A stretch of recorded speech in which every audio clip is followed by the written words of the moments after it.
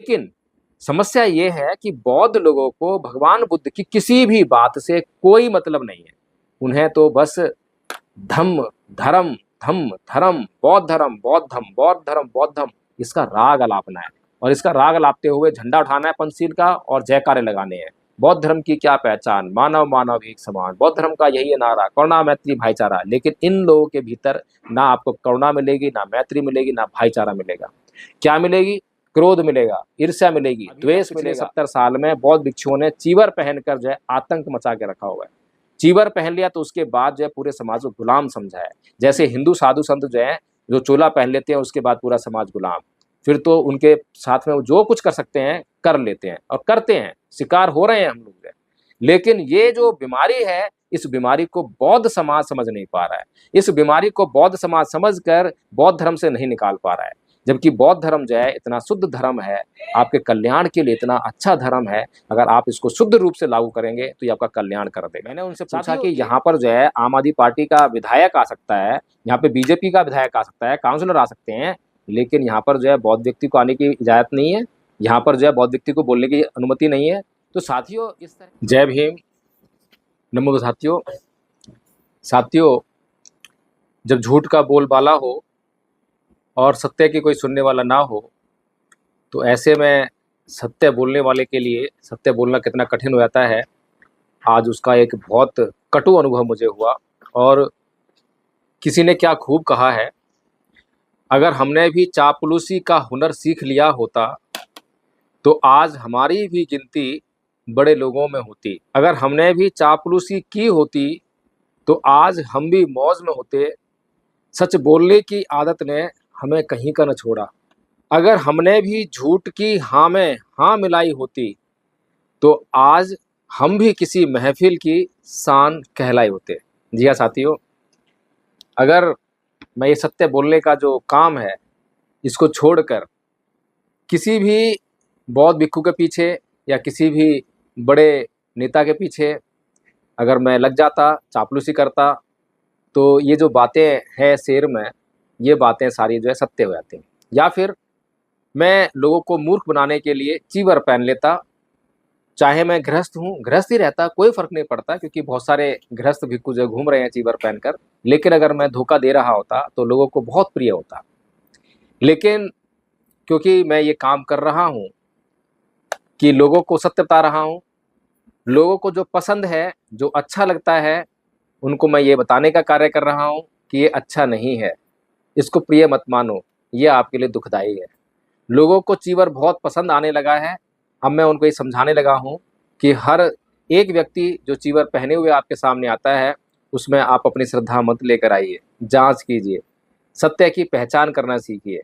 साथियों, इसी प्रकार से जब मैंने ये अभियान धम्म संघ के माध्यम से चलाया तो मेरे खिलाफ कोई एक या दो चार व्यक्ति नहीं, बल्कि कुछ संगठन के संगठन जो है खड़े हो गए और उन्होंने जो है अब गैंग बनाकर मेरे खिलाफ बाकायदा एक अभियान शुरू कर दिया है, छेड़ दिया है। आज मैं समता बुद्ध विहार में गया और समता बुद्ध विहार में मैं जाने का मेरा जो मकसद था, उद्देश्य था, धम्म ज्ञान प्रतियोगिता का प्रचार करना था। उसके लिए लोगों को बताना, समझाना और उसके लिए लोगों को रजिस्ट्रेशन करने के लिए प्रेरित करना था। जय भीम, नमो साथियों। साथियों, आज मैं आया हूँ समता बुद्ध विहार। यहाँ पर जो है आज रविवार है और रविवार को जो वंदना का कार्यक्रम होता है उसमें शामिल होने और लोगों को धम्म ज्ञान प्रतियोगिता के बारे में सूचना देने, ताकि लोग जो है इसमें शामिल हो सकें। आप देख सकते हैं समता बुद्ध विहार का खूबसूरत प्रांगण, माता महामाया धर्मशाला।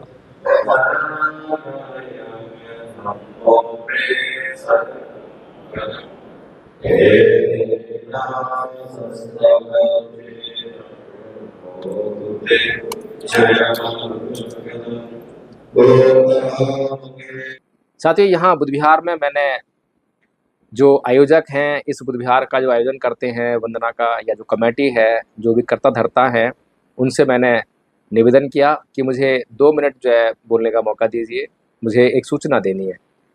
तो पहले तो उन्होंने ना तो हाँ करी ना करी। मैं बैठा बैठा इंतजार करता रहा। करीबन 1 डेढ़ घंटा मैंने वहाँ पर जो है सबको सुना, सबको बोलने का मौका दिया जा रहा था, लेकिन मुझे बोलने का मौका नहीं दिया। मैंने बाद में कहा भी, जो एक ये बुजुर्ग हैं देखिए, इनकार करने से इनकार कर दिया शास्त्र द्वारा तथागत का साधन। तो जब हम लोग बाबा साहब अम्बेडकर की जो धर्म क्रांति थी उसके बारे में क्या विचार था?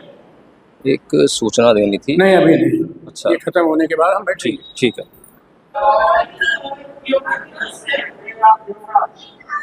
आप देख सकते हैं साथियों, 31 मई को जो भिक्खु प्रियदर्शी, जिन्होंने मेरे खिलाफ एक झूठ प्रचार किया था और उन्होंने लिखा था कि दिन में धूमपथ रात में धर्मपथ, 31 मई को जो है यहाँ पर 31 मई को वहाँ पर जो है बैठक थी, चर्चा थी, इसी मुद्दे को लेकर जो है निर्णय होना था। लेकिन उससे पहले जो है 1 हफ्ते पहले यहाँ पर चर्चा हुई थी और मुझे सूचना मिली थी कि यहाँ पर जो है इस विषय में चर्चा हुई है और मुझे पूरा विश्वास है कि उस चर्चा में जो है यहाँ पर जो भी बातें रखी गई होंगी, मुझे लगता है कि उपासकों को जो है मेरे खिलाफ जो भड़काया होगा उसका परिणाम मुझे वहाँ पर 31 मई को धम्मवीर बुद्ध विहार में भी देखने को मिला कि सारे उपासक लोग जो है, सारे बौद्ध लोग जो हैं, जो अपने बौद्ध कहते हैं, वे लोग जो है एकदम भड़के हुए थे कि बौद्ध भिक्षु के खिलाफ कुछ अभियान चला दिया है। लेकिन किसी ने भी उस सच्चाई को सुनने का साहस नहीं किया, किसी ने भी उस सच्चाई को सुनने की ज़रूरत महसूस नहीं की। और आज भी यहाँ पर देख सकते हैं कि मैंने बार बार यहाँ पर जो है जो धम्म ज्ञान प्रतियोगिता धप्पा आयोजित करने जा रहा है उसकी सूचना देने का बहुत प्रयास किया, लेकिन यहाँ पर जो है मुझे उसकी अनुमति नहीं दी गई। अब सुना आपने कि क्या कहा कि बाद में करेंगे, बाहर करेंगे। प्रोग्राम यहाँ बुद्ध विहार के भीतर चल रहा है और ये मुझे जो है कह रहे हैं कि बाहर जो है हम आपका जो ये सूचना है इसको देंगे। बाहर किसको सूचना देंगे? बाहर तो लोग खाना खा रहे होंगे, कैसे सूचना दी जाएगी? तो साथियों, कुल मिलाकर इन्होंने मुझे जो है वहाँ पर सूचना देने से वंचित कर दिया। अभी जो सूचना देने से वंचित किया है, ये कौन से समाज का या कौन से मिशन का काम है? ये जो काम में इन्होंने अवरोध लगाया है, ये कौन से मिशन का काम कर रहे हैं? अम्बेडकर मिशन का, बौद्ध मिशन का, भारत को बुद्धमय करने का? तो साथियों, ये लोग क्यों कर रहे हैं ऐसा? इसके अलावा साथियों, जैसे ही मैं बुद्ध विहार से बाहर निकला तो मेरे खिलाफ एक ऐसा माहौल इन लोगों ने क्रिएट कर रखा था। 31 तारीख की जो घटना थी, 31 तारीख को जो एक बौद्ध भिक्षु ने मेरे ऊपर आरोप लगाया और मैं उसके निपटारे के लिए उनके बुद्ध विहार में गया था, तो वहाँ इन्हीं बौद्ध अंध भक्तों ने, अंध श्रद्धालु लोगों ने मुझे बोलने का मौका नहीं दिया था, मुझे मेरी बात को साबित करने का मौका नहीं दिया था कि मैं क्या बोलना चाहता हूँ, मेरी बात जो है कैसे सही है, जबकि मेरे पास तमाम प्रमाण मौजूद थे। लेकिन उन्होंने कोई भी प्रमाण उस वक़्त मुझसे ना तो मांगा ना देखा। मैंने उसके बाद वीडियो बनाकर जो है वो डाला भी, और आप देखिए ये जो इसमें साफ-साफ जो है किस प्रकार से ये जो एक भिक्षु है वो मुझे दारू पीने का आरोप लगाता है और बाकायदा मुझे नहीं बल्कि पूरे धम्पत संघ को कहता है कि दिन में धम्पत और रात में दारूपत, इस प्रकार का एलिगेशन लगाता है। उसके बाद जो है मुझे बाकायदा बोलता है कि अभी दारू पिए हो, अनाप शनाप बोल रहे हो।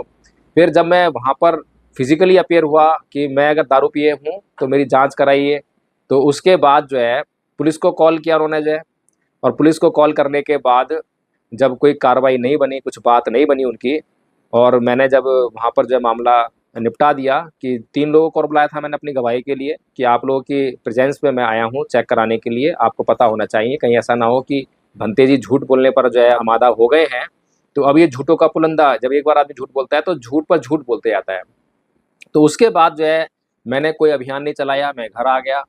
और लेकिन उस बौद्ध भिक्षु ने बाकायदा सोशल मीडिया पर और सब तरफ जो है मुझे बदनाम करने के लिए प्रचार शुरू कर दिया, और उसी का नतीजा हुआ इस बुद्ध विहार में 31 मई से पहले जो रविवार पड़ा होगा उसमें बाकायदा मुझे सूचना मिली थी, पर पूरी जानकारी नहीं है कि क्या हुआ था उस दिन। इस बुद्ध विहार में मेरे खिलाफ जो है ज़रूर कहीं ना कहीं भड़काया होगा लोगों को, क्योंकि यहाँ के जो लोग हैं, कुछ लोग वहाँ पर पहुँचे थे धम्मवीर बुद्ध विहार में, और उन्होंने वहाँ पर जो है एक्टिवली जो है मुझे नहीं बोलने के लिए काफ़ी रोकथाम की थी, मेरे खिलाफ ही खड़े थे। तो साथियों, ये जो ऐसा क्यों हुआ? ऐसा इसलिए हुआ क्योंकि ये लोग जो हैं कहीं न कहीं ईर्ष्या और द्वेष के शिकार हैं। इन लोगों के पास मेरे खिलाफ एक भी बात नहीं है, ये बता सकें कि मैंने कहाँ गलती की है, इनका मैंने क्या चुराया है, क्या लूटा है, इनको कभी गाली दी हो, कभी मैंने इनको गुस्सा में आकर कुछ बोला हो, इनके पास कभी भी कोई भी ऐसी बात नहीं है। लेकिन ये फिर मुझसे क्यों ईर्ष्या करते हैं, क्यों द्वेष करते हैं? आखिर मैं ऐसा कौन सा गलत काम कर रहा हूं जिसके लिए ये मुझे जिम्मेदार ठहराते हैं? तो साथियों, बुद्ध विहार के बाहर जो है एक शख्स तो यहाँ तक चिल्ला चिल्ला कर बोलने लगे कि तुम जो है बीजेपी के एजेंट हो और तुम जो है समाज को जो है बदनाम करते हो, तुम समाज के बुद्धिजीवी, समाज के नेताओं को बदनाम करते हो। तुमने जो है कानपुर के जूही में जाकर जो है क्या बोल रहे थे वहां पर कि बुद्धिजीवी और समाज के नेता। तो साथियों, मैंने उनको बड़े आदर सम्मान से समझाने का प्रयास किया कि मैंने आदरणीय जी कभी भी ऐसा नहीं बोला है, और कहीं गलती से अगर खाली बुद्धिजीवी बोल दिया या नेता बोल दिया तो मैं वो करेक्ट कर दूंगा आपको कि मैं खाली बुद्धिजीवी और नेता नहीं बोलता हूँ, बल्कि सामाजिक बेईमान बुद्धिजीवी, सामाजिक बेईमान नेता, सामाजिक बेईमान बौद्ध भिक्षु, सामाजिक बेईमान बहुजन मीडिया, मैंने ये शब्द इस्तेमाल किए हैं। मुझे भी बड़ा आश्चर्य हो रहा कि मैंने कहीं पर ऐसा कैसे बोल दिया होगा। हो सकता है कहीं गलती से मेरे मुंह से जो है सामाजिक बेईमान जो है शब्द ना उसमें ऐड हुए हों, लेकिन मेरे तो बहुत सारे वीडियोज़ हैं जहाँ पर मैं जो है सामाजिक बेईमान करके बोलता हूँ, तो उससे जो है उसको कोरोबोरेट किया जा सकता है कि मेरी इंटेंशन क्या है, कि मैं क्या करना चाहता हूँ। साथियों, वहाँ पर जो है वो शख्स एक बात सुनने के लिए तैयार नहीं। मैंने उनसे कहा कि लाइए मुझे दिखाइए कहाँ पर मैंने लिखा है या कहाँ पर मैंने जो है ये बोला है कि मतलब जो है नेता और बुद्धिजीवी इस तरह से बोला है। लेकिन उन्होंने जो है ना तो मुझे दिखाया ना सुनाया, क्योंकि अगर वो मुझे दिखाते, क्योंकि वहाँ पर और भी बहुत सारे लोग थे। अब उन लोगों में केवल ये बात करना कि ये आदमी जो है बहुजन समाज के, बहुजन नेताओं के, बहुजन बुद्धिजीवियों के खिलाफ प्रचार कर रहा है, खिलाफ बात कर रहा है, ये बात कहकर जो है मुझे बदनाम करने का जो एजेंडा था, केवल वही उनका उद्देश्य था। इसके अलावा सत्यता में बिल्कुल उनके पास कुछ नहीं था। और उन्होंने एक बात और कही, उन्होंने ये बात कही कि ये बोलता है कि एंटीनाधारी यानी कि जो ब्राह्मण है उसकी गलती नहीं है, गलती सारी जो है बहुजन समाज की है। तो साथियों, तो बात बिल्कुल ठीक बोल रहा हूँ मैं, और मैं अपनी बात से मुकर भी नहीं रहा हूँ। मैं तो कहा है, उस वीडियो को आप सुन लीजिए, मैं उसका लिंक आपके लिए जो यहाँ पर डाल रहा हूँ। इसीलिए हमें जो है अभी तक पढ़े लिखे तो बहुत मिले लेकिन समझदार नहीं मिले। मैंने कहा लक्ष्मण यादव हमारे समाज का है, लेकिन वो हमारे महापुरुष को नहीं पढ़ता, पढ़ता है तो समझता नहीं है, और समझता है तो करता नहीं है। कहीं ना कहीं बेईमानी तो है। तो इसीलिए इस समाज को धोखा देने वाले चार लोग, उनसे अगर आप लोग बच गए, आपने अपनी आंखें खोल ली, तो आपका कोई कुछ नहीं बिगाड़ सकता। अपने ही समाज से बचना है। उस एंटीना से, ब्राह्मण से कोई खतरा नहीं है हमें, उसके बस की नहीं है, उसके पास ताकत नहीं है। हमें तो अपने ही समाज के लोगों से खतरा है। वो चार लोग कौन है? पहला है सामाजिक बेईमान नेता। जरा देख के बताओ मुझे चारों तरफ हमारे समाज के जितने भी नेता अपने आप को दावा करते हैं कि मैं अम्बेडकरवादी हूँ, उनमें से बौद्ध कितने हैं? कि इस वीडियो में मैंने साफ साफ कहा है कि एंटीनाधारी यानी जिसको हम दिन रात कोसते रहते हैं, मनुवाद, ब्राह्मणवाद, बात ठीक है कि वो हमारे खिलाफ काम कर रहा है, लेकिन जो वो हमारे खिलाफ काम कर रहा है उसका विरोध करने के लिए हमने क्या किया? हमने तो खाली दिन रात जो है आरएसएस बीजेपी, आरएसएस बीजेपी, मनुवाद ब्राह्मणवाद, मनुवाद ब्राह्मणवाद, मनुवाद ब्राह्मण, ब्राह्मण मूल्यवासी, ब्राह्मण विदेशी, यही सब चिल्ला रहे हैं। इसके अलावा जो हमें बाबा साहब डॉक्टर भीमराव अंबेडकर ने जो मिशन थमाया है, जो मिशन को पूरा करने का जो हमें जिम्मेदारी दी है, वो काम कहाँ है? वो किसने काम पूरा किया है? साथियों, अभी इन लोगों से जो है बौद्ध धर्म की दो चार बातें पूछ लो तो बंगले झांकने लगेंगे। कहीं पर भी इनको जो है बौद्ध धर्म की नॉलेज नहीं है। फिर बाबा साहब डॉक्टर भीमराव अंबेडकर ने आप लोगों को जब हिंदू धर्म छोड़ने के लिए कहा है और अभी तक हमारा समाज उसी हिंदू धर्म की व्यवस्था में फंसा हुआ है, तो फिर वो काम किसका कर रहा है? क्या वो काम एंटीनाधारी का नहीं कर रहा है? क्या का वो काम ब्राह्मण का नहीं कर रहा है? यहाँ पर मैं गलत कहाँ पर हूँ? ब्राह्मण जो है अपना काम कर रहा है, हमें जो काम करना था, हमें हिंदू धर्म छोड़ना था, हमें बौद्ध धर्म को अपनाना था, लेकिन हमने आज तक वो काम नहीं किया है, अब भी नहीं कर रहे हैं। ये सारे लोग जो मुझे गालियां दे रहे हैं, मुझे मेरे ऊपर जो है एक इनका बस नहीं चलता, नहीं तो ये डंडे और लाठी लेकर जो है मुझे पीटने भी लगे ये। और ये लोग जो हैं क्या काम कर रहे हैं? इन लोगों ने कितना धर्म का प्रचार किया है, कितना ये लोगों को सिखा रहे हैं। यहाँ पर बाकायदा मैं कोर्स बनाकर जो है संघ के माध्यम से, धम्मपद संघ के माध्यम से दिन रात जो है गूगल मीट के माध्यम से लोगों को बता रहा हूँ, सिखा रहा हूँ। इतनी मेहनत करना पड़ता है, तो उसको जो है ये लोग जो है गलत ठहरा रहे हैं। फिर सबसे बड़ी बात क्या है कि बौद्ध भिक्षु, बौद्ध भिक्षु, कि अगर क्या नाम है देश में बौद्ध भिक्षु नहीं रहेंगे। पहली बात तो ये है आदरणीय साथियों कि हमें बौद्ध भिक्षु की क्या आवश्यकता है। कुछ लोग बोलते हैं कि धर्म प्रचार के लिए आवश्यकता है। हमें धर्म प्रचार के लिए बौद्ध भिक्षु की क्यों आवश्यकता है? धर्म प्रचार के लिए बौद्ध भिक्षु की आवश्यकता है, लेकिन कैसी आवश्यकता है? जब बौद्ध भिक्षु अपने विनय पर आधारित होकर धम्म का पालन करते हुए जब प्रचार करेगा, उपासकों को धम्म सिखाएगा, तो उपासक लोग धम्म सीखेंगे। उसी सीखे हुए धम्म को जो है उपासक लोग, गृहस्थ लोग अन्य गृहस्थों को बताएंगे, उनको सिखाएंगे। इस तरह से धम्म का प्रचार होगा। लेकिन यहाँ तो जो है क्या हो रहा है कि बौद्ध भिक्षु जो है किसी भी बौद्ध उपासक को, किसी भी बौद्ध व्यक्ति को कोई धर्म नहीं सिखाता है। क्या सिखाता है? केवल पूजा पाठ सिखाता है।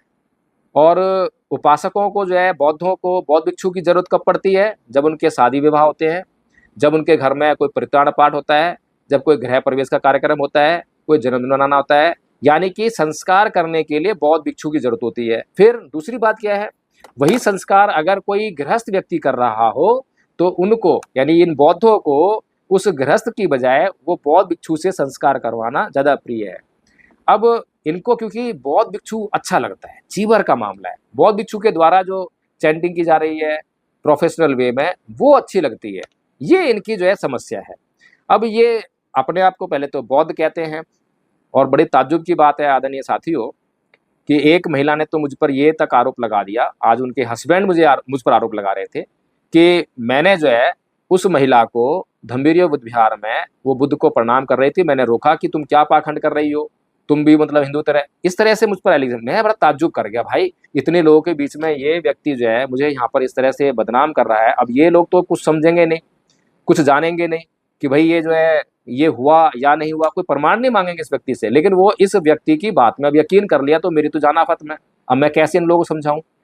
फिर उसके बाद जो थोड़ी देर बाद वो मेरे को महिला दिखाई दे गई। मैंने महिला से निवेदन किया, मैं कहा आदरणीय जी, मैं कहा वाकया तो कुछ और हुआ था, लेकिन आपने अपने हस्बैंड को क्या समझा दिया? आपके हस्बैंड जो है इस तरह से मुझे बदनाम करने के लिए यहाँ पर बोल रहे हैं।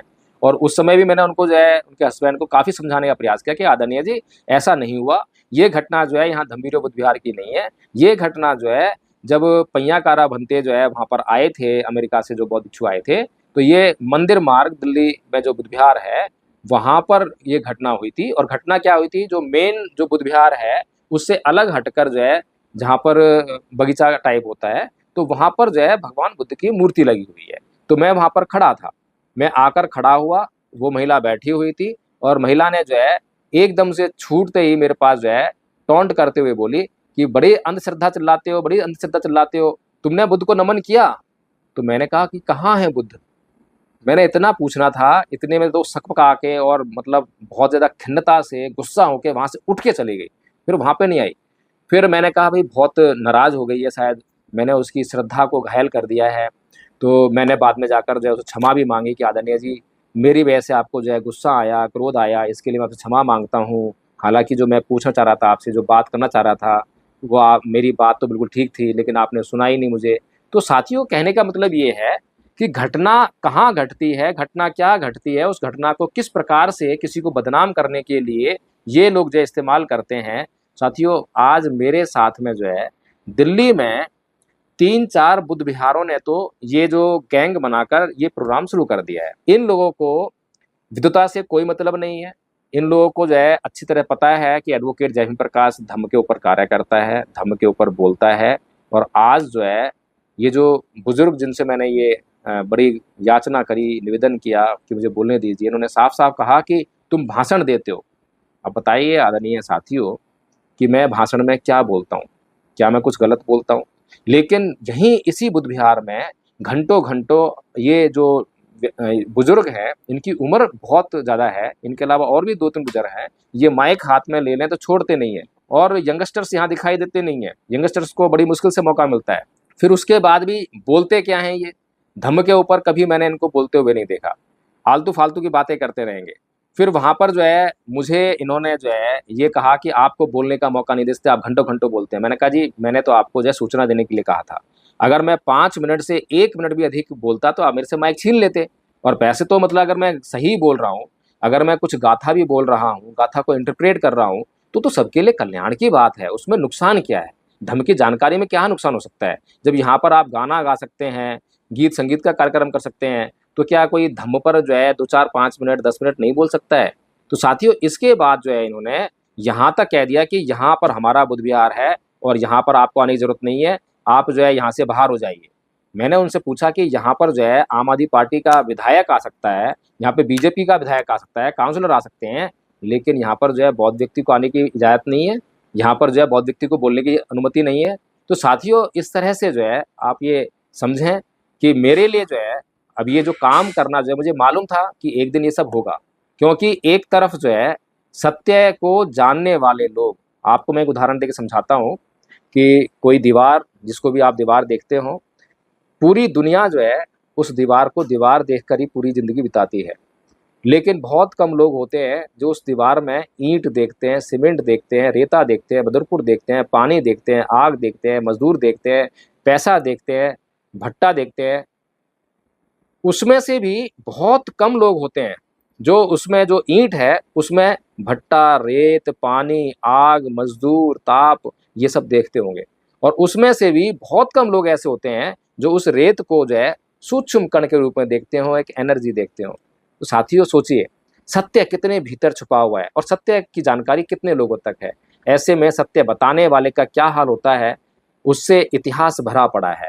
गैलीलियो गैलीले की घटना आप सभी को पता है कि उसने जो है किस प्रकार से एक बहुत बड़ी दूरबीन का आविष्कार किया और पूरे संसार को जो है सत्य बताने का काम किया। तो ये जो सच्चाई जो है जब उसने बताई, तो चर्च ने उसको बुला लिया और चर्च ने बुलाकर जो है उसको माफ़ी मांगने के लिए मजबूर किया, उसको अपनी बात से मुकरने के लिए मजबूर किया कि अपनी बात के लिए माफ़ी मांगो और अपनी बात को जो है यहाँ पर जो है कहो कि गलती होगी मेरे से जो है। उसको जो है वहाँ चर्च के सामने गलती मांगनी पड़ी और जो दंड चर्च ने उसके ऊपर लगाया वो दंड भुगतना पड़ा। और 400 साल बाद जो है उस चर्च के पोप ने माफ़ी मांगी संसार भर से कि ये जो है चर्च की बहुत बड़ी गलती थी, इसके लिए चर्च जो है शर्मिंदा है। हालांकि चर्च ने जो है बाइबल के जो सिद्धांत हैं उसमें कोई भी फेरबदल नहीं किया। तो साथियों, इसी तरह से जो है जब भी कोई व्यक्ति सत्य बोलता है, गैलीलियो गैलीली जो है सत्य बोलने वाला अकेला आदमी था, इसीलिए जो है उसको झुकना पड़ा, दबना पड़ा। लेकिन साथियों, आज मैं ये कोशिश कर रहा हूँ कि जो सत्य है, जो मैं जानता हूँ, जो मैं बताने का कार्य कर रहा हूँ, ये सत्य जो है बहुत से लोगों को अगर मालूम हो जाए तो शायद मुझे कुछ स्ट्रेंथ मिल जाए, शायद मेरी बात को सुनने वाले लोग जो हैं मेरे साथ में खड़े हो जाएं और शायद हम पूरे भारत को कम से कम जो है सच्चाई बता सकें। सच्चाई क्या है, एक उदाहरण के तौर पर बताना चाहूँगा। जैसे कि ये जो बौद्ध भिक्षु ने मुझे लिखा कि दिन में धम्मपथ, रात में दारूपथ और शराब पीने का आरोप लगाया, नशा करने का आरोप लगाया, जबकि सारी दुनिया जानती है, सारा भारत जानता है कि मैं नशे से कितना दूर रहता हूँ। मेरे पास में बैठकर लोग जो नशा कर रहे होते हैं लेकिन मैं छूता तक नहीं हूँ। उसके बावजूद जो है इस भिक्षु ने इतना संगीन आरोप मेरे ऊपर लगाया। तो साथियों, इसके बाद जो है धम्मपद क्या कहता है, धम्मपद में भगवान बुद्ध का साफ-साफ निर्देश है। धम्मपद में भगवान बुद्ध कहते हैं, "यो च वंत कस्सा व सीले सुषमाहितो उपेतो दम सच्चेन सैवे कासब हम रहती", कि जो व्यक्ति सीलों पर प्रतिष्ठित नहीं है, जो सत्य बोलने वाला नहीं है, जो संयमी नहीं है, ऐसे व्यक्ति को कासाय वस्त्र यानी चीवर धारण करने का अधिकार ही नहीं है। साथियों, अब मैं ये जो सच्चाई बता रहा हूँ, मैंने धम्मपद का उदाहरण आपको दे दिया। धम्मपद का उदाहरण लगाने के बाद और ये जो झूठ उसने बोला है, झूठ स्थापित होने के बाद कि हाँ, प्रमाणित हो गया है कि उसने झूठ बोला है, तो क्या ये भिक्षु जो है उस चीवर का अधिकारी है? और इसके बाद भी अगर ये बौद्ध लोग जो हैं अंधा अनुकरण करें, अंधश्रद्धा के शिकार हो जाएँ और उसके बाद जो है उसको चीवर में बनाए रखें, तो फिर उसको बल मिलेगा या उसको जो है सबक मिलेगा? तो साथियों, अगर इस भिक्षु को बल मिलेगा तो इसका मतलब क्या है? अभी तक पिछले 70 साल में बौद्ध भिक्षुओं ने चीवर पहनकर जो है आतंक मचा के रखा हुआ है। चीवर पहन लिया तो उसके बाद जो है पूरे समाज को गुलाम समझा है। जैसे हिंदू साधु संत जो हैं, जो चोला पहन लेते हैं उसके बाद पूरा समाज गुलाम। फिर तो उनके साथ में वो जो कुछ कर सकते हैं कर लेते हैं और करते हैं, शिकार हो रहे हैं हम लोग जो है। लेकिन ये जो बीमारी है, इस बीमारी को बौद्ध समाज समझ नहीं पा रहा है। इस बीमारी को बौद्ध समाज समझकर बौद्ध धर्म से नहीं निकाल पा रहा है। जबकि बौद्ध धर्म जो है इतना शुद्ध धर्म है, आपके कल्याण के लिए इतना अच्छा धर्म है, अगर आप इसको शुद्ध रूप से लागू करेंगे तो ये आपका कल्याण कर देगा। साथियों, एक बात और समझने वाली बात है, कुछ लोग कहते हैं कि ज़माना बदल गया है। मैं मान लेता हूँ ज़माना बदल गया है, तो ज़माना बदल गया तो क्या बदलना है? क्या आप जो है निर्वाण को प्राप्त करने के नियम में बदलाव कर सकते हैं। आप भिक्षु को आज, पहले पैदल चलते थे, आज आप जो है गाड़ी मुहैया करा देते हो, आज आप एरोप्लेन से, बस से, ट्रेन से आप उसको सुविधा दे देते हो। ठीक है, मैं भी मान लेता हूँ, कोई बात नहीं, क्योंकि मुझे मालूम है कि वो जो व्यक्ति जो चीवर पहन के हमारे बीच में आ रहा है वो निर्वाण प्राप्त करने वाला नहीं है, ना वो निर्वाण के लिए प्रयास कर रहा है। लेकिन अगर वो व्यक्ति हमें मूर्ख बना रहा है, हमें बेवकूफ बना रहा है, हमें लूटने की उसकी मंशा है, तब क्या करेंगे? जैसे कि आप उदाहरण लीजिए, जैसे कि अभी पहियाकारा भंते जी आए, उन्होंने ट्रेन से भी सफर किया होगा, हवाई जहाज से भी यात्रा की, उन्होंने बस से भी यात्रा की। तो साथियों, लेकिन उनकी मंशा जो है, देखिए, किसी को लूटने की नहीं है, समाज को धोखा देने की नहीं है, बल्कि वो बौद्ध धर्म का जो है संदेश पैदल चलकर, ट्रेन से चलकर और प्लेन से चलकर वो जन जन को पहुंचा रहे हैं। इसमें कोई बुराई मुझे भी लगती नहीं है, मैंने कभी उनकी आलोचना नहीं की है, ऐसे लोगों की मैं कभी आलोचना नहीं करता हूँ। लेकिन जैसे कि बिनाचार्य 2.5 लाख रुपए का चेक जो है किसी व्यक्ति को वो जो है इशू करते हैं और चेक बाउंस हो जाता है, तो खुद सोचिए कि 2.5 लाख रुपए का चेक उन्होंने क्यों दिया, उधार किससे लिया, क्यों लिया उधार? चीवर में उधार लेना आपको लगता है कि विनय और धम्म इसका आपको अनुमति देता है इसकी? लेकिन बौद्धों को ये भी स्वीकार्य हो जाएगा। क्यों? क्योंकि उनको विनाचार्य अच्छे लगते हैं। क्यों अच्छे लगते हैं? क्योंकि वो महाबोधि महाविहार का आंदोलन चला रहे हैं। लेकिन साथियों, मैं आपको बता दूं कि महाबोधि महाविहार के आंदोलन से विनाचार्य और अन्य किसी व्यक्ति का कोई लेना देना नहीं है। मैंने ये बार बार बात जो है वीडियोज बनाकर जो है आप लोगों के सामने प्रमाणित की है, साबित की है।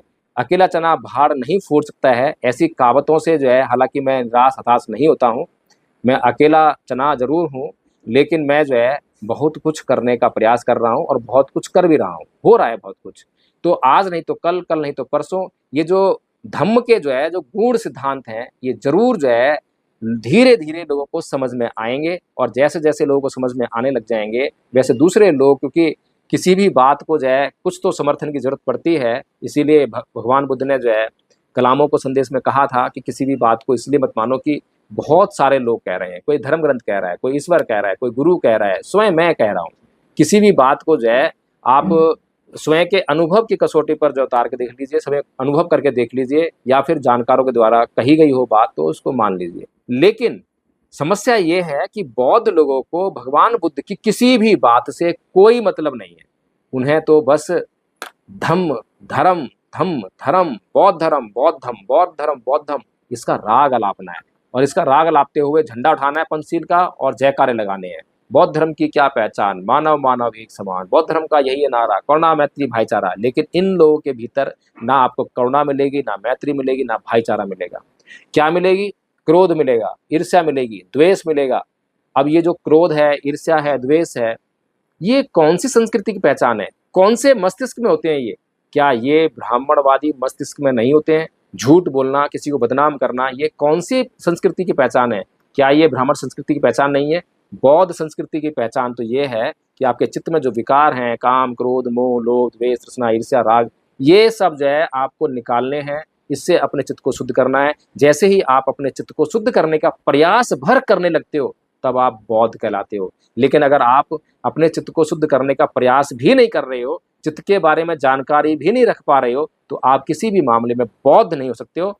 आप बौद्ध का चाहे कितना भी ढोंग कर लीजिए, कितने भी झंडे उठा लीजिए, कुछ भी कर लीजिए, लेकिन आप बौद्ध नहीं कहला सकते हो। इसीलिए साथियों, मैंने वहाँ पर बड़ा प्रयास किया, लोगों को समझाने का प्रयास किया, लेकिन मैं बहुत हद तक कामयाब रहा। मुझे 1-2 लोग जो समझते थे, जानते थे, मुझे जानकारी लेने का उन्होंने प्रयास किया, तो मैंने उनको जब दिखाया कि देखिए ऐसे से है और ये सब हो रहा है, तो उनको समझ में आ गया कि किस प्रकार से जो है ये कुछ लोग जो है प्रपंच रच के जो है मुझे बदनाम करने का जो है प्रयास कर रहे हैं। तो साथियों, इसीलिए जो है ये वीडियो बनाने का मकसद ये था, ताकि आपको जानकारी मैं दे सकूं कि किस प्रकार से जो है आज समाज में बौद्ध धर्म के नाम पर किस प्रकार से केवल बुद्ध विहारों का आयोजन किया जा रहा है, या फिर बौद्ध धर्म का जो है प्रचार करने का जो है, एक तरह से मैं तो ये कहूँगा कि ढोंग किया जा रहा है। क्योंकि बौद्ध धर्म के नाम पर केवल जैसे हिंदुओं में, मुसलमानों में पूजा पाठ और नमाज वगैरह होती है, वैसे ही यहाँ पर बौद्धों में भी जो है प्रत्येक रविवार को आइए और वंदना कीजिए, श्रद्धा प्रकट कीजिए और चले जाइए। जबकि मेरा मानना ये है कि आपकी असली श्रद्धा अगर बुद्ध के भीतर हो, तो बुद्ध ने जो मनुष्य को उसके दुखों से मुक्त करने के लिए जो लक्ष्य दिया है निर्वाण प्राप्त करने का, उस पथ पर जो है आपको अग्रसर होना चाहिए, उसके लिए आपको प्रयासरत होना चाहिए। इससे फ़र्क नहीं पड़ता है कि आप बौद्ध भिक्षु हो या गृहस्थ हो। बौद्ध भिक्षु नहीं हो, गृहस्थ हो, तब भी आपको जो है वो नुकसान नहीं देगा अगर उस मार्ग पे चलते हो तो। जितना-जितना चलोगे उतना-उतना फ़ायदा होगा। आज नहीं तो कल, कल नहीं तो परसों, इस जन्म नहीं तो अगले जन्म आपको कभी न कभी तो जो है निर्वाण पथ पे आना ही होगा। अच्छा हो कि आप अभी से अपनी तैयारी शुरू कर दो। तो साथियों, मैं तो डरूँगा नहीं, मैं झुकूँगा नहीं, मैं दबूँगा नहीं, मैं बहुत सारी भीड़ मेरे अगेंस्ट है, बहुत सारे लोग मेरे अगेंस्ट हैं, सारा समाज मेरे अगेंस्ट है, मैं इस बात से भी कभी घबराऊँगा नहीं। लेकिन मैं एक बात से ज़रूर घबराऊँगा, एक बात से ज़रूर डरूँगा, अगर मैं कहीं पर भी मेरी कोई बात गलत है, मेरी बात सत्य पर आधारित नहीं है, मेरी बात धर्म के अनुकूल नहीं है, मेरी बात जो है धर्म के किसी भी नियम के खिलाफ जाती है, तो मुझे घबराने की आवश्यकता ज़रूर है। मुझे ज़रूर घबराना चाहिए, डरना चाहिए। और मैं लगातार बोलता हूँ समाज को, समाज के लोगों को कि मुझे आप गलत साबित कीजिए, मैं झुककर माफ़ी माँगने के लिए तैयार हूँ। मुझे माफ़ी माँगने में किसी भी प्रकार से कोई शर्म नहीं आती है। मैं हमेशा जो है अपने आप को खुला रखता हूँ, विचारों से भी और दिमाग से भी।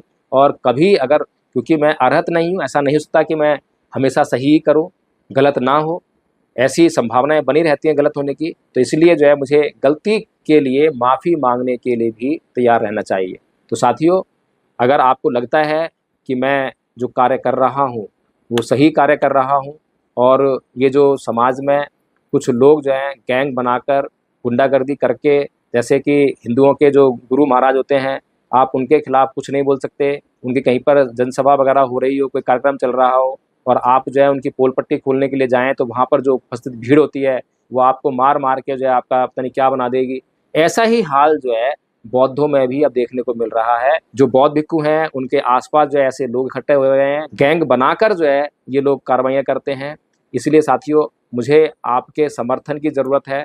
अगर वास्तव में आप मेरे कार्य को पसंद करते हैं और मुझे समर्थन करना चाहते हैं, तो इस वीडियो को लाइक करें, इसको शेयर ज़रूर करें, ताकि और लोगों तक, जितने ज़्यादा अधिक लोगों तक ये पहुँचेगा, उतने ज़्यादा अधिक लोग जो है सत्य से रूबरू होंगे, धम्मपद संघ से जुड़ने का कार्य करेंगे। और धम्मपद संघ ही, आज मुझे ये कहते हुए गर्व हो रहा है कि धम्मपद संघ ही एकमात्र ऐसा संघ है जो आपको आपकी पुरानी खोई हुई विरासत को पुनः वापस दिला सकता है। और धम्मपद संघ अब महाबोधि महाविहार की मुक्ति के लिए आंदोलन करने जा रहा है, और उसके साथ में जो है जो देश की तमाम विरासतें हैं उनकी मुक्ति के लिए आंदोलन होगा। और ये मुक्ति जो है भारत को बौद्धमय करने की पृष्ठभूमि पर आधारित आंदोलन होगा। खाली हवा में जो है केवल बीटी एक्ट और ये समिति, ये कब्जा, इसका आंदोलन नहीं होगा, बल्कि भारत को बुद्धमय करने की पृष्ठभूमि तैयार करके हमें ये सारी विरासतें बौद्धों को वापस चाहिए। हमें बौद्धों के सारे हक अधिकार चाहिए। हमें बौद्धों को जो है हिंदुओं से और अन्य संप्रदायों से बिल्कुल अलग जो है दिखाई दें, अलग से हमारे सारे नियम और कानून हों, ऐसी हमें जो है व्यवस्था करनी है और सरकार से करवानी है। ये हमारा आंदोलन जो है हमारी मुक्ति का आंदोलन है।